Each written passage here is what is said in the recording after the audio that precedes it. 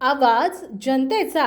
वाशिम जिल्ह्यातील मालेगाव येथे नाना मुंदडा विद्यालयामध्ये दिनांक 13 जानेवारी शहरामधील अकोला नाका पेट्रोल पंप नजीक क्रीडा कला महोत्सवाचा उद्घाटन सोहळा पार पडला। त्या सोहळ्याला उपस्थित नाना मुंदडा संस्थेचे सचिव माननीय आशिषजी मुंदडा यांच्या अध्यक्षतेखाली मोठ्या उत्साहात संपन्न झाला।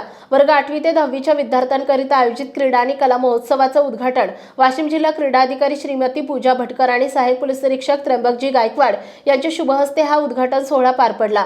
या प्रसंगी विद्यार्थ्यांना मार्गदर्शन त्र्यंबक गायकवाड यांनी खेळ आणि कला यामध्ये प्रावीण्य मिळवण्याकरिता जिद्द आणि चिकाटी साहस या गुणांची आवश्यकता असते।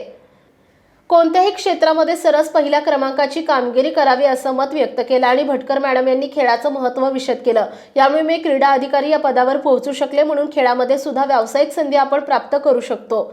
नाना मुंदडा विद्यालयाचे प्राचार्य दिनेश उंटवाल आणि पर्यवेक्षक राजपूत मॅडम SL मुंदडा, देवानंद ताजने, ज्येष्ठ शिक्षक गजानन कुबडे, संजू भोंडे यांच्या मार्गदर्शनात आयोजित या प्रास्ताविक श्रीराम रोड यांनी केले।